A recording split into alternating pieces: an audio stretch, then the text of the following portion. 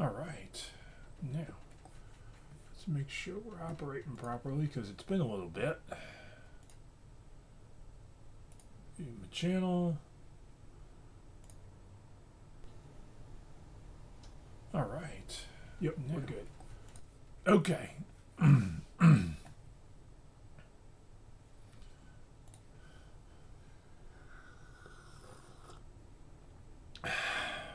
Morning. Welcome to Coffee and Resales. My name's Ryan. I get stuff from yard sales, garage sales, thrift stores, similar places. Try to make a few extra bucks online. Been slow lately. I don't think it's been 3 weeks since I've been able to stream. I live stream most Monday mornings, sometimes once or twice during the rest of the week, depending on finds and sales and time and that sort of stuff.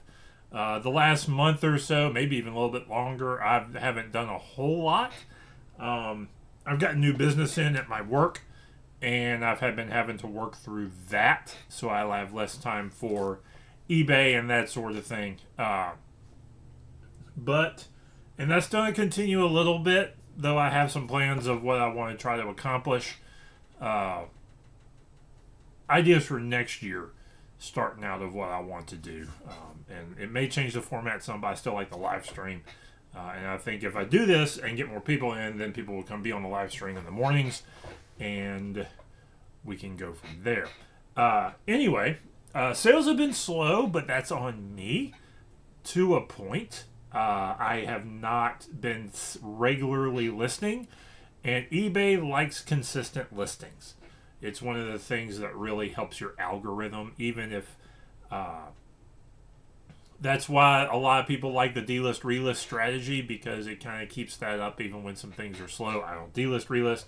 I list and I let the 30-day rollover handle that, simply because I don't want to put that time into it. And stuff sells anyway. So as this one will prove, got 5 sales over the past 5 days or so. I'm down from probably my average is 2 to 3 sales a day for most of the year. Right now, I'm pushing 1. But again, I haven't been listing as much. I've been real busy at work, and that's more money. And so that takes a whole lot more priority. But I'm hoping this week to kind of get that up, particularly with Christmas around the corner. Now, so let's jump into the sales, and then we'll jump into some of the finds I've grabbed over the past few weeks. And we'll go from there. First up, we're going to go kind of low to high here, or annoying to least annoying. Set of these cups. These are melamine cups from 60s, 70s, I guess. My grandpa actually drank his coffee out of these. I like them. The one drawback of melamine typically is you can't put it in the microwave. But I've always kind of liked these cups. There's 6 of these. They sold for $10, but I'm not crying about it too much. I've had them listed for way too long. Never probably should have got them in the first place. I do think I got them from the Last Chance Goodwill, which meant they were stupid cheap. And with the new Ground Advantage shipping, I'll probably make my money back in a weird sense, but and also it's kind of profit because they've been sitting around so long. This is kind of in the found money category. So I don't do China and all that sort of stuff. I've really kind of avoided it unless it's a high profit. That stuff's going to pack easier because it's melamine instead of China. But China has never really done well for me. I don't know it well enough to do it. There's like 2 patterns I know to grab, and I just don't have the time to do the research, and I'll leave that to other people who are better at shipping things that break. So speaking of things that don't break easily and that bring high profit, Hot Wheels type cars. This is a blue box Ferrari with a mechanical flip top on it. I'm not going to fiddle with it because I don't want to break it. There's a Ferrari 308. No, this is a Testarossa. This is a Testarossa type car by a company called Blue Box. This went for $7. So this is a couple dollar profit. I think this was in a box or a bag of stuff that I snagged. It was a neat find. I really like selling Hot Wheels. I like finding them from. If you can get one that sells $7 or $8 or higher, you're probably doing pretty good. I actually have a big batch, sensors, big batch right here of, I think, like $8 to $10 cars. If you get, I would encourage anybody, if you go to your Goodwill or go to your thrift store that likes to put Hot Wheels in big bags, and they're true Hot Wheels Matchbox, Johnny Lightnings, that sort of stuff. Not the cheap Chinese knockoffs. But if you get a big bag of those, I would say about quarter a piece per car, or cheaper, it's worth grabbing. Particularly if you have a way of selling the excess, which I do. But if you can find that, usually there's an $8 to $15 car, or 2 or 3 in a bag like that. They're going to be your more realistic cars, supercars, trucks, all that, all that sort of stuff. There's a good chance that there's a couple in there that are worth something. Now it'll take you a little bit to get through it to look them up, but if you've got the time to go through a bag, it's worth doing. And for me, I have a way to get rid of the excess because I can bring them out to the flea market and sell them at 50 cents a piece. So I'm automatically doubling my money, more or less, with the cars, on top of being able to flip some for profit, for a whole lot better profit, because these things, they'll ship $4 to $6. So you have to be sort of in that $8 range to make money on. That deserves a second. So, next up, more books. These are the type of thing that, like, you think they probably, in a weird sense, should be worth more. These are Roy Rogers books from the 50s, 60s. These two sold for $8 for the two of them. I mean, they, in the past, these two may have been a $15, $20 sale, 15, 20 years ago even. Or they may have been $8, but $8 was worth more, and the shipping was cheaper. So I've been sitting on these a little bit. Nostalgia pieces still kind of sell, but cowboy stuff isn't. It hasn't really been much of a thing since about I would say the 90s. So that's the type of thing. It's hard to pass up when they're cheap enough, but they're also books that don't sell well. And so it's one of those things that certain instincts in me, like, I gotta get these. And they may have actually done better if I'd have had a booth and could sell them for $3 or $4 a piece, maybe even $5 a piece, out of an antiques booth. But on eBay, they just don't. They bring about the same price, but you got shipping and all that to deal with. So there really wasn't any profit in them. Next up is. This is a 1957 Elements of Tape Recorder Circuits. These types of books still do okay, typically in the $10 to $20 range. Technical books on old equipment still sell. The rarer the piece of equipment, actually sometimes the higher the value of the book. There are some books that like ham radio guys and that sort of thing still use some of this stuff. There's still equipment out there that needs, some guys want to know how to work it. This sold for $10. It's a dollar purchase. A few bucks profit. And I'll do this all day. I still have a small handful of books down there that are in sort of a similar genre of old technical equipment, sound equipment, analyzing equipment, that's that sort of stuff. There's still the need for the books occasionally out there. Guys just want to know how to run this stuff sometimes, and sometimes that equipment is still useful for very specific applications, and they need that instruction. So there you go. Finally, the big sale is these boys, Foxfire books. These two went for $25. This is Foxfire 1 and 2. These are consistent sellers. I have sold probably a dozen of these over the last few years. Whenever I see them at about $2 or less, I grab them. The later ones sell for more. I think I sold Foxfire 6 this past year for $40 or something. Keep an eye out for these, particularly if they're in good shape, particularly if they're the old versions. These are the ones. I think there's some newer reprints of like maybe the first few that do okay too. But the old versions do great, and I love seeing them. And every time I see like 2 on the shelf, I ask the book person at this, "You got any more of these?" And they didn't that time. They just had those 2. It was great because of money.